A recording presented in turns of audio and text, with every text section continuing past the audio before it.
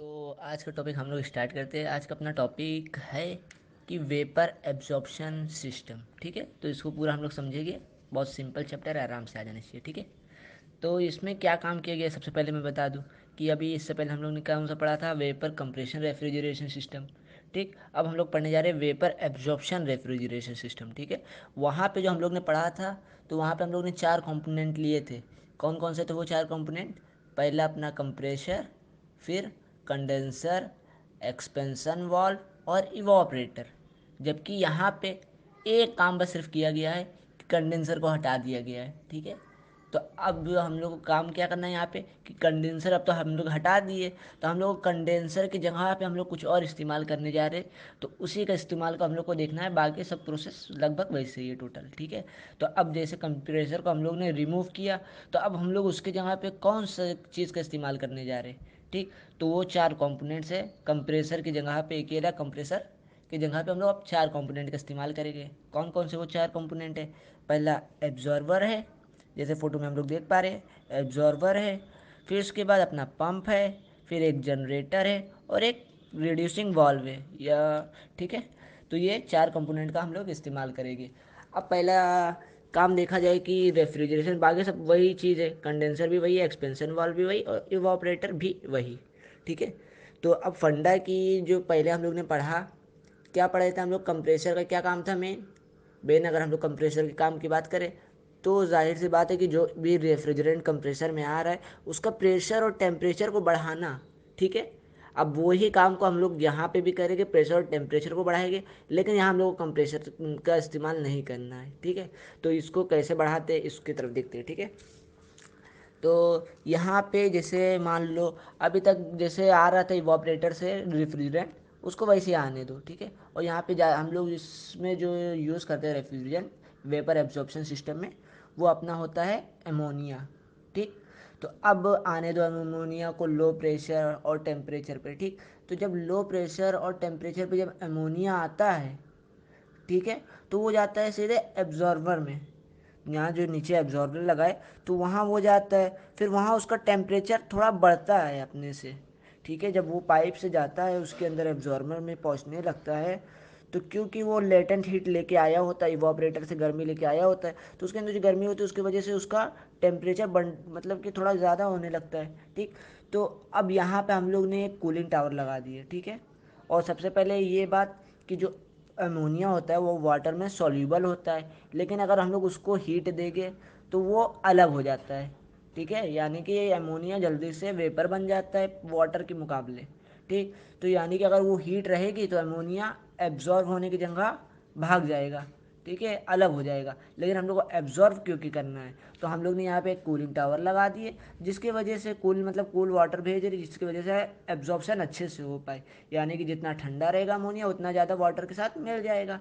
ठीक, अब हम लोग ने यहाँ पे जब आया अमोनिया, ठीक, तो उसको मिला के हम लोग ने एक स्ट्रॉन्ग सॉल्यूशन बना दिया। मतलब कि जहाँ स्ट्रॉन्ग सॉल्यूशन, ऐसे सॉल्यूशन अमोनिया का हम लोग ने बनाया जिसमें अमोनिया की मात्रा ज़्यादा हो और जो हम लोग का वाटर है उसकी मात्रा थोड़ी कम हो, यानी कि अमोनिया की मात्रा ज़्यादा हो वाटर की कम हो। ठीक, तो अब ये जो स्ट्रॉन्ग सॉल्यूशन बना है हम लोग देख पा रहे एरो के ज़रिए, यानी कि पंप, हमने कुछ वर्क डन दिया, पंप को हीट दिया, पंप फिर रोटेट करने लगा, मतलब कि पंप वर्क करना चालू कर दिया। अब जो पंप वर्क करना चालू किया तो जो स्ट्रॉन्ग सॉल्यूशन था उसको पंप खींचा, उसके बाद उसका प्रेशर के मतलब बढ़ा दिया। जैसे पंप का मेन काम क्या है, मान लो इसने प्रेशर को बढ़ा दिया 10 बार तक। ठीक है, अब यानी कि जो एब्जॉर्बर में आया था रेफ्रिजरेंट, उसको हम लोग वहाँ पे वो क्या हो गया, स्ट्रॉन्ग सॉल्यूशन बना। उसके बाद पंप ने 10 बार तक उसका वो प्रेशर बढ़ा के भेज दिया जनरेटर में। अब जनरेटर, यहाँ पे जनरेटर वो वाला जनरेटर नहीं जो अभी तक हम लोग पढ़ रहे थे। ठीक, हम लोग क्या पढ़ रहे थे, जनरेटर का काम क्या है कि बिजली बनाना, लेकिन यहाँ वो काम नहीं ना। यहाँ जनरेटर मतलब है कि हीट देना। ठीक है, गर्मी देना। ठीक, और गर्मी हम लोग किसके ज़रिए देते हैं, चाहे वो इलेक्ट्रिक हीटर के ज़रिए हम लोग गर्मी उसको दे रहे हैं, चाहे हम लोग उसको दे रहे हैं कि कोई भी इंडस्ट्री से जैसे हॉट फ्यूल वगैरह निकलते रहते हैं गर्मी ईंधन, तो उसके ज़रिए चाहे हम लोग दे दें। ठीक, या हम लोग स्टीम के ज़रिए दे दें उसको। तो यानी कि कुल मिला के हम लोग जनरेटर का काम है हीट देना उसको। ठीक, तो जिससे अब जो मतलब स्ट्रॉन्ग सॉल्यूशन आ रहा था वो जैसे जनरेटर में पहुंचा, फिर अमोनिया और वाटर क्योंकि हीट दिए, तो अमोनिया वाटर अलग होने की कोशिश करेगी। जैसे ही अमोनिया अलग होगा, ठीक, तो यानी कि जो अमोनिया था वो काफ़ी हद तक अब अलग हो गया, उसके बाद अलग होके चला गया हाई प्रेशर, क्योंकि उसका प्रेशर पंप के ज़रिए हम लोग ने बढ़ा दिया था, ठीक। और यहाँ पे उसको हीट भी मिल गई, यानी कि गर्म हो गया। अमोनिया को जो काम का ये कर रहा था, कंप्रेसर काम कर रहा था क्या, कि टेम्परेचर और प्रेशर को बढ़ा रहा था। तो यहाँ पे टेम्परेचर बढ़ाया जनरेटर ने और प्रेशर बढ़ाया पंप ने, ठीक। तो अब जो यहाँ से निकलेगा जनरेटर से, तो वो हाई प्रेशर और टेम्परेचर का अमोनिया वेपर होगा, ठीक। तो ये वेपर जैसे आगे जाएगा, ठीक। तो उससे पहले हम लोग, अब आगे जाने से पहले, आगे की प्रोसेस लगभग वैसे ही है जैसे हम लोग पहले पढ़े थे। उससे पहले हम लोग आते हैं जनरेटर में, ठीक। अब मान लो कि उसका क्या हुआ, जैसे अमोनिया तो चलो निकल गया, लेकिन वाटर, जो कि वाटर के अंदर अभी भी कुछ मात्रा अमोनिया की होगी, यानी कि इसको हम लोग कह देंगे कि वीक सॉल्यूशन बना है अमोनिया का, ठीक। वीक सॉल्यूशन मतलब कि जिसमें अमोनिया की मात्रा बहुत कम है और वाटर की मात्रा बहुत ज़्यादा है, ठीक। तो जो अमोनिया की मात्रा क्योंकि यहाँ पे कम है और वाटर की मात्रा ज़्यादा है, तो ये वीक सॉल्यूशन फिर जाता है नीचे, ठीक है। तो नीचे वापस जाता है वो एब्जॉर्बर में। अब एब्जॉर्बर में हम लोग अगर डायरेक्ट भेजेंगे, तो क्योंकि उसका जनरेटर में उसका प्रेशर और टेम्परेचर दोनों बढ़ गया था, अब जब वो नीचे आने लगेगा तो हम लोग उसका प्रेशर और टेम्परेचर कम करते हैं किसके ज़रिए, रेड्यूसिंग वाल्व के ज़रिए। क्योंकि एब्जॉर्बर में हम लोग को चाहिए क्या, कम टेम्परेचर चाहिए, ठीक है, ताकि वो एब्जॉर्ब कर सके वाटर में अमोनिया को, ठीक। तो उसको जब हम लोग ने नीचे भेजा, तो वीक सॉल्यूशन अब उसका रेड्यूसिंग वाल्व के ज़रिए प्रेशर और टेम्परेचर हम लोग ने कम कर दिया, फिर वो अपना आ गया इसके अंदर। और उसके बाद वापस वही प्रोसेस फिर रिपीट होने लगेगी, वीक सॉल्यूशन रहता, फिर अमोनिया वापस आएगा उसमें, मतलब इवापोरेटर से, उसका फिर मतलब स्ट्रॉन्ग सॉल्यूशन बनाएगा, फिर वैसे ऊपर जाएगा, ठीक। अब हम लोग इतने चारों मतलब कंप्रेसर का कवर कर लिए कि कंप्रेसर किस तरह, कंप्रेसर की जगह हम लोग ने इसको एडजस्ट कर दिया, ठीक है। तो यही अपना असाइनमेंट का भी लास्ट वाला जो पॉइंट है, क्वेश्चन है, इसी में हम लोग को यही बात को बता के लिखना है कि हम लोग ने कंप्रेसर का ये काम था और हम लोग ने इस तरीके से उसके जगह पे हम लोग ने इसको इस्तेमाल किया, ठीक है। अब हम लोग आगे चलते हैं कि जो हाई, अब जनरेटर से जो हाई प्रेशर और हाई टेम्परेचर की वो निकल रही है अमोनिया वेपर, ठीक। तो वो जैसे आगे जाएगी कंडेंसर में, कंडेंसर में हाई और प्रेशर के साथ वो हाई प्रेशर और हाई टेम्परेचर की लिक्विड बन जाएगी, ठीक है। फिर वो जाएगी हाई प्रेशर और हाई टेम्परेचर की लिक्विड अमोनिया एक्सपेंशन वॉल में, एक्सपेंशन वॉल में उसका टेम्परेचर और प्रेशर दोनों चीज़ गिरेगा, डाउन होगा। फिर उसके बाद वो जाएगी इवापोरेटर में, इवापोरेटर में उसके अंदर की जितनी भी मतलब कि जहाँ पे हम लोग को ठंडा करना है वहाँ से वो, अब जो ठंडे ठंडे रेफ्रिजरेंट आई उसके अंदर, यानी कि जो इवापोरेटर के अंदर जितने भी हम लोग को जगह ठंडा करना था वहाँ की वो गर्मी खींच लेगा, खींच लिया, अब वो वेपर में वापस अपना चेंज हो गया, ठीक है। यानी कि लेटेंट हीट वहाँ की खींचा तो अपने आप को वापस वेपर में चेंज कर लिया, ठीक। तो अंदर वाले जहाँ इवापोरेटर जहाँ हम लोग ठंडा करना वो तो ठंडा हो गया, अब इवापोरेटर फिर से वेपर में चेंज हो गया, लो प्रेशर और टेम्परेचर का वो जो अमोनिया बनी है वो फिर जाती है एब्जॉर्बर के अंदर, फिर उसको कूलिंग टावर के ज़रिए थोड़ा और ठंडा किया जाता है ताकि अच्छे से एब्जॉर्ब हो जाए, फिर वही प्रोसेस रिपीट, ठीक है। तो ये वाला भी हो सकता है आप लोगों को अच्छे से क्लियर हो गया होगा ये वाला टॉपिक, ठीक। तो ये हो गया अपना फर्स्ट टॉपिक कि वेपर एब्जॉर्प्शन सिस्टम और इसके प्रिंसिपल किस तरह काम करता है और वर्क किस तरह हो रहा है, ठीक है। एक और बात कि ये हीट ऑपरेटेड होता है, ठीक है। यहाँ पे हम लोग मैकेनिकल की जगह पे हीट का मतलब यूज़ कर रहे हैं। कैसे कि हम लोग वहाँ पे क्या होता था कि कंप्रेसर जो काम करता था वो मैकेनिकली वर्क करता था, लेकिन हम लोग यहाँ पे हीट का इस्तेमाल कर रहे हैं जैसे जनरेटर में, ठीक है। जनरेटर वगैरह का इस्तेमाल करके हम लोग हीट के ज़रिए से पूरा प्रोसेस को करवा रहे हैं, है ना। तो इस प्रोसेस को हम लोग हीट ऑपरेटेड सिस्टम भी बोलते हैं, ओके। अब हम लोग देखते हैं इलेक्ट्रोलक्स का, ठीक है। तो इलेक्ट्रोलक्स रेफ्रिजरेटर क्या होता है, ठीक, किस तरह से काम करता है। तो हम लोग स्टार्ट करते हैं यहाँ पे जनरेटर से, ठीक है। जनरेटर में जो होता है हम लोग जानते हैं कि स्ट्रॉन्ग सॉल्यूशन पहुँचता है, ठीक है। तो हम लोग ने जनरेटर में जो स्ट्रॉन्ग सॉल्यूशन था उसको जब हीट दिया, ठीक, तो जो अमोनिया की और अमोनिया जो होती है वो वेपर बन के जब आगे बढ़ती है, ठीक है, तो उसके अंदर कुछ ना कुछ नमी टाइप का होता है, कुछ ना कुछ वाटर के पार्टिकल भी साथ में आ जाते हैं, ठीक। तो इन वाटर के पार्टिकल को रिमूव करने के लिए, हटाने के लिए हम लोग एक रेक्टिफायर बीच में लगाए, ठीक है।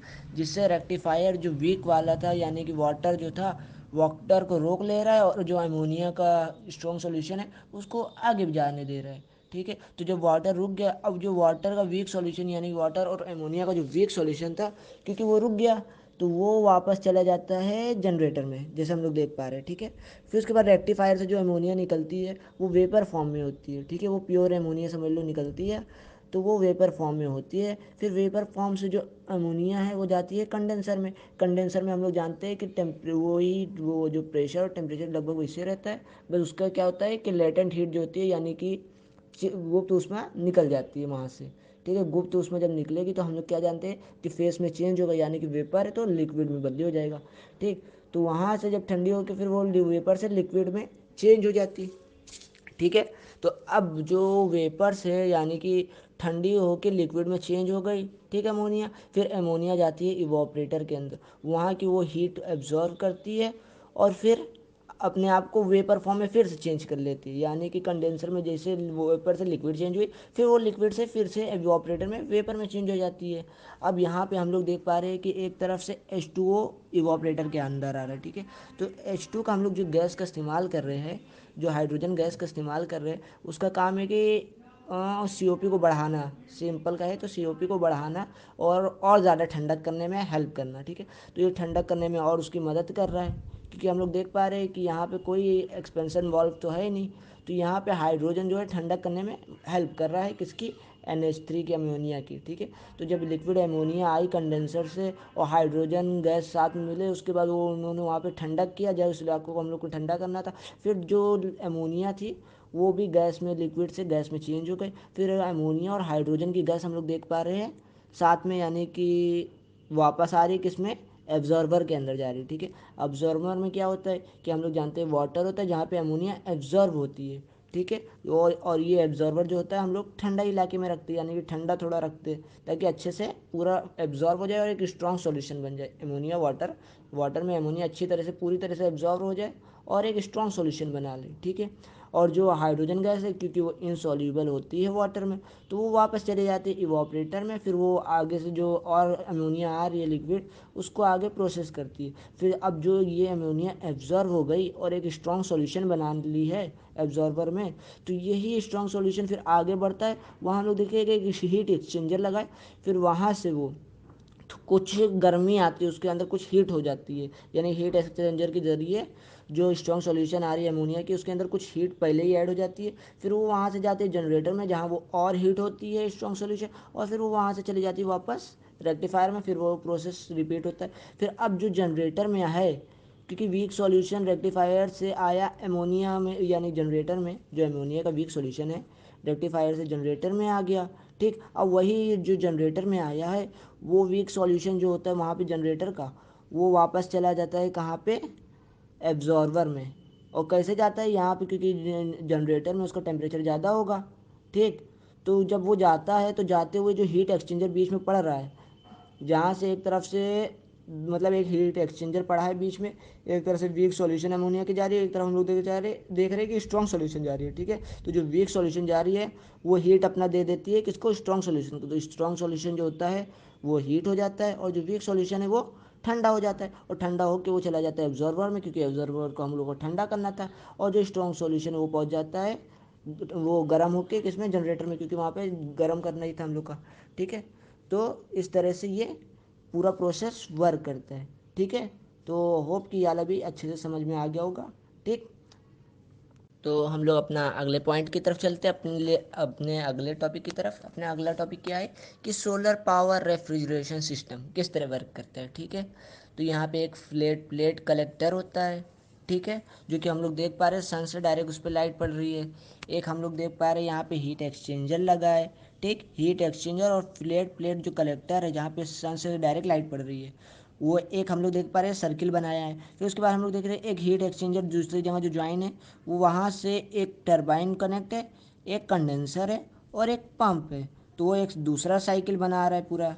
ठीक है, और एक हम लोग देख पा रहे हैं तीसरे में एक कंप्रेसर लगा है, एक कंडेंसर लगा है, एक्सपेंशन वाल्व है और क्या अपना इवॉपरेटर है। ठीक, तो ये तीनों साइकिल को हम लोग समझते हैं किस तरह से सन की एनर्जी का यूज़ करके, हम लोग सोलर एनर्जी का यूज़ करके हम लोग कूलिंग कर रहे हैं। ठीक है, यानी कि रेफ्रिजरेशन इफेक्ट प्रोड्यूस कर रहे हैं।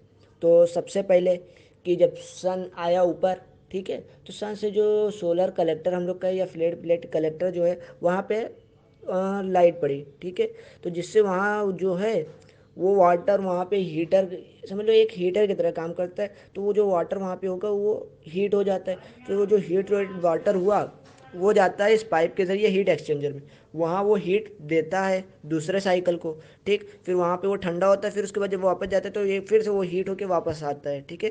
मतलब हीट एक्सचेंजर में, तो वहाँ यानी कि हीट एक्सचेंज मतलब कि फ्लैट प्लेट जो करेक्टर है जहाँ पे सन से डायरेक्ट लाइट पड़ रही है, वहाँ पे वो हीटिंग का काम कर रहा है, और हीटिंग से वहाँ से हीट होके यानी कि हीट ले रहा है एक तरफ से, और हीट एक्सचेंजर में आके हीट को दे रहा है। अब जो हीट एक्सचेंजर में हीट को दिया, तो जो दूसरी साइकिल जो हम लोग दिख रही है ना, तो वहाँ पे जब हीट जो जाती है तो वहाँ पे एक फिरॉन करके वेपर होता है, फिरॉन सब लोग जानते होंगे, ठीक है। फिरॉन, हाँ। तो फिरॉन का जो वेपर होता है वो जैसे हीट को पाता है, यानी कि फिरॉन अगर लिक्विड में पहले रहता है तो जैसे ही उसको हीट मिलती है तो वो वेपर में चेंज हो जाता है। फिर वो जो वेपर में चेंज होता है तो वो काफ़ी तेज़ी से जाता है टरबाइन पे, टरबाइन पे जाके वो टरबाइन को रोटेट करता है, ठीक। टरबाइन जैसे ही रोटेट करता है तो हम लोग देख पा रहे हैं कि उसके साथ एक सेम साफ से जुड़ी है कंप्रेसर, तो कंप्रेसर वर्क करना चालू कर देता है, ठीक है। तो अब जो टरबाइन पे जब वेपर पड़ी फ्रियोन की, तो जो वेपर पड़ी वो फिर जब वो टकरा के वापस जाती है कंडेंसर में जहाँ पे वो ठंडी होती है, फिर जब ठंडी हो जाती है लिक्विड फॉर्म में चेंज हो जाती है तो पंप के ज़रिए वो वापस से हीट एक्सचेंजर में भेजी जाती है, फिर वो हीट एक्सचेंजर से फिर से हीट लेता है, ठीक। तो फिर से वो टरबाइन को रोटेट करता है, यानी कि टरबाइन रोटेट होता रहता है और कंप्रेसर भी अपना काम करने लगता है। अब जो कंप्रेसर काम करा तो वहाँ पे कंप्रेसर की तरफ जो रेफ्रिजरेंट होता है, वो रेफ्रिजरेंट का टेम्परेचर प्रेशर बढ़ता है, फिर बाकी प्रोसेस तो हम लोग जानते हैं, वो जाता है कंडेंसर में, कंडेंसर में वो ठंडा होकर लिक्विड में चेंज होता है, फिर एक्सपेंशन वॉल में इसका टेम्परेचर और प्रेशर मतलब डिक्रीज़ होता है। फिर जब डिक्रीज़ हो जाता है उसके बाद वो जाता है कहाँ पे, इवोपरेटर में, इवोपरेटर में जहाँ हम लोग को ठंडा करना था वहाँ की वो गर्मी ले लेता है और वहाँ ठंडा कर देता है, उसके बाद फिर वापस आ जाते हैं कंप्रेसर में, फिर कंप्रेसर में प्रेशर और टेम्परेचर ज़्यादा हो जाता है उसका, ठीक है। इस तरह से ये काम करता है। यहाँ हम लोग देख पा रहे हैं एक साइकिल है सबसे पहले जो सनलाइट से करके, दूसरा साइकिल को हम लोग बोलते हैं रैंकाइन साइकिल, और तीसरे साइकिल जहाँ पे रेफ्रिजरेशन इफेक्ट हो रहा है वहाँ पे हम लोग बोलते हैं उसको अपना रेफ्रिजरेशन साइकिल, ठीक है। तो हम लोग क्या देख पाए, एक रेफ्रिजरेशन साइकिल है, एक रैंकाइन साइकिल है, और एक और जो साइकिल है ये सोलर से जो वर्क करके कर रहा है, ठीक है। तो इस तरह से तीन साइकिल होती है और तीनों साइकिल की वर्किंग इस तरह से करके हम लोग सोलर का एनर्जी को यूज़ करके क्या कर रहे हैं, रेफ्रिजरेशन इफेक्ट प्रोड्यूस कर रहे हैं, ठीक है। अब ये हम लोग ने जो देखा कि सोलर जो पहले वाले साइकिल होती है उससे हम लोग फ्लैट प्लेट कलेक्टर साइकिल बोलते हैं, ठीक है। और दूसरा तीसरा का हम लोग ने नाम जाना है कि क्या होता है, कि पहले दूसरे का जो होता है रैंकाइन साइकिल और तीसरे का रेफ्रिजरेशन साइकिल। अब हम लोग बात कर लेते हैं क्या advantage and disadvantage of solar power refrigeration और वेपर कंप्रेशन सिस्टम, ठीक है। तो इसमें हम लोग देख लेते क्या क्या है।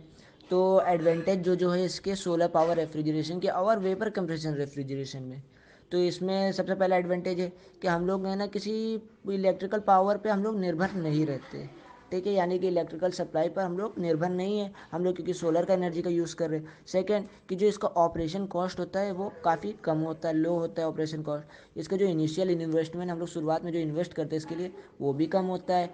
ये हम लोग का जो बिजली का बिल है उसको भी कम कर रहा है, और कम मेंटेनेंस कॉस्ट होता है इसमें, ठीक है। तो जो मेंटेनेंस कॉस्ट है इसका लो होता है मेंटेन करने के लिए। अब अगला हम लोग देखते हैं डिसएडवांटेज क्या है इसकी, ठीक। तो ये वेदर पे डिपेंड करता है, पहला डिसएडवांटेज कि अगर मान लो मौसम धूप की जगह बरसात वाला आ जाए तो ये नहीं वर्क कर पाएगा। सेकंड पॉइंट क्या है कि सोलर एनर्जी जो स्टोरेज होता है वो काफ़ी एक्सपेंसिव होता है। और तीसरा अगर हम लोग अगला पॉइंट देखें तो ये काफ़ी जगह घेरता है इंस्टॉल करने के लिए, लगाने के लिए, ठीक है। और इसकी जो COP होती है अगला पॉइंट की कम होती है। तो ये होगा इसके एडवांटेज और डिसएडवांटेज किसके ऊपर, वेपर कंप्रेशन सिस्टम के ऊपर, ठीक है। तो अब हम लोग अपना असाइनमेंट देख लेते हैं, ठीक है। असाइनमेंट में हम लोग को आज करना था पहला वाला, हम लोग ने ये 5 क्वेश्चन है, ठीक है। 5 में से पहला क्वेश्चन हम लोग का कंप्लीट हो गया सिलेबस में ही। सेकेंड क्वेश्चन भी अपना सिलेबस में ही कंप्लीट हो गया। थर्ड वाला बचा है उसको अभी देख ले रहे तुरंत, ठीक है। और चौथा भी अपना कंप्लीट हो गया है जो लास्ट टॉपिक मैंने बताया, ठीक। और पांचवा मैंने पहले वाले में बताया था कि हाँ किस तरह से हम लोग कंप्रेसर के जगह पे, कंप्रेसर का क्या काम है और हम लोग ने उसके जगह पे कैसे वेपर एब्जॉर्प्शन रेफ्रिजरेशन सिस्टम का यूज़ किया है, ठीक है। बिना विदाउट कंप्रेसर में कैसे वो चीज़ हम लोग ने कंप्रेसर वाले लेके आए उसमें, तो इसके बारे में भी हम लोग ने बात कर लिया है, वही को हम लोग को बना के लिख देना है, ठीक है। तो हम लोग आते हैं अब तीसरा जो टॉपिक छूटा है असाइनमेंट का उसको देख लेते हैं, फिर ये वाला भी कंप्लीट। तो अब हम लोग बात कर लेते हैं अपना the coefficient of performance of an ideal vapour absorption refrigeration system की, ठीक है। तो ये भी सिंपल है, इसको देख लेते हैं। और ये असाइनमेंट का अपना एक लास्ट बचा, मतलब एक लौता क्वेश्चन है, उसको भी देख लेते हैं, ठीक है। तो सबसे पहले इसमें पॉइंट ए अगर देखें, ठीक है, ए से चालू करते हैं, धीरे धीरे समझते चलते हैं, ठीक। तो जो हीट क्यू जी क्या है, ये क्यू जी वो हीट है जो हम लोग ने जनरेटर को दिया, यानी कि जी जनरेटर, ठीक है। तो जो हीट हम लोग जनरेटर में, क्योंकि हम लोग हीट दे रहे हैं, हम जान रहे हैं, ठीक। तो जो हीट दे रहे जनरेटर को वो क्या है, क्यू जी मान लिए। नेक्स्ट पॉइंट पे आते हैं, क्यू सी क्या है, ठीक। तो कंडेंसर से जो हम लोग ठंडा कर रहे हैं, ठीक है, तो जो एटमॉस्फेयर में निकल रही है गर्मी, क्योंकि कंडेंसर में ठंडा हो रहा है, यानी कि जो रेफ्रिजरेटर के अंदर की से हीट निकल रही है। जब हीट निकल रही है तो उसको मान ले क्यू सी। अगला पॉइंट पे आओ, इवोपरेटर में क्या हो रहा होगा। इवोपरेटर में हम लोग जानते हैं हीट ऐड होती है कहाँ से, बाहर से अंदर, जहाँ पे हम लोग ठंडा कर रहे हैं वहाँ से हीट आती है किसमें, इवोपरेटर में, ठीक है। तो जब ये रेफ्रिजरेंट के अंदर आती है तो वो हीट कौन सी हो गई, क्यू ई मान लिए। अब क्यू पी क्या होता है, पंप जब वर्क कर रहा है, पंप को वर्क करने के लिए भी हम लोग को हीट देना पड़ा, ठीक। तो वही हीट हो गई अपना क्यू पी। अब आगे देखते हैं, अगर मान लो, और यहाँ पे एक और चीज़ होता है क्या, एक चीज़ मिस हो रहा है, वो अपना है एब्जॉर्वर वाला, ठीक है। क्योंकि एब्जॉर्वर में भी हम लोग जान रहे हैं कि हीट निकाल रहे हैं वहाँ से, क्योंकि हम लोग ठंडा कर रहे हैं, बाहर से ठंडा कर रहे हैं ना, यानी कि अंदर से हीट को बाहर निकाल रहे हैं, ठीक है। ठंडा का अगर हम लोग वहाँ पे मतलब जो रेफ्रिजरेंट है उसको हम लोग ठंडा कर रहे हैं, मीन्स वहाँ की जो रेफ्रिजरेंट की हीट है उसको निकाल रहे हैं, ठीक। लेकिन वो निकालना बहुत कम होता है, इसलिए हम लोग उसको निगलेक्ट कर देते हैं। और इसको भी हम लोग निगलेक्ट कर दे रहे हैं, किसका, पंप में जो हीट दी जा रही है उसको भी हम लोग निगलेक्ट कर देते हैं, ठीक है।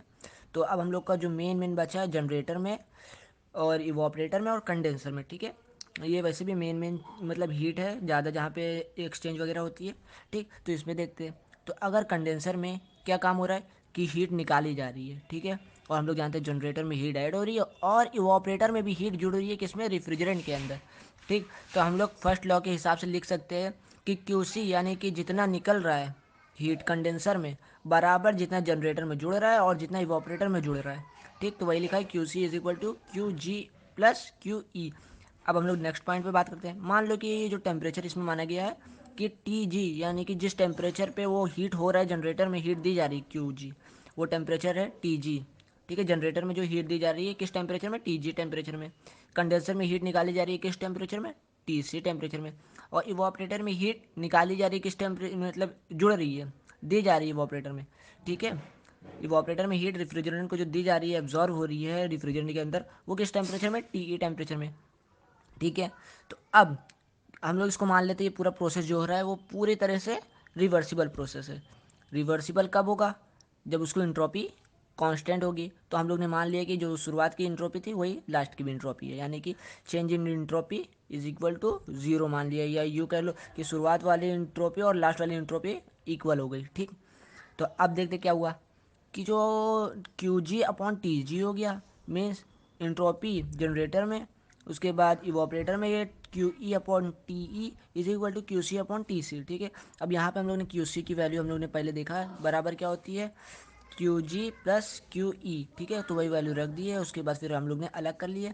फिर उसके बाद Q G upon T C G और minus Q G upon T C को अलग कर लिए, Q E upon T C minus Q E upon T E को हम लोग ने क्या कर लिया, अलग कर लिया। फिर उसके बाद हम लोग ने आगे का प्रोसेस को मतलब कि आगे पीछे करके उसको मतलब कि आगे पीछे करके मल्टीप्लाई क्रॉस मल्टीप्लाई डिवाइड वगैरह करके हम लोग ने उसको मतलब कि सॉल्व कर लिया। तो आगे हम लोग ने क्या पाया कि जब हम लोग ने कर लिया तो हम लोग ने क्या देखा, लास्ट में हम लोग को फार्मूला मिलता है Q G is equal to क्या, क्यू ई, और उसके बाद ब्रैकेट में T C minus T upon T E, फिर अगले ब्रैकेट में T G upon T G minus T C, ये मिला, ठीक है।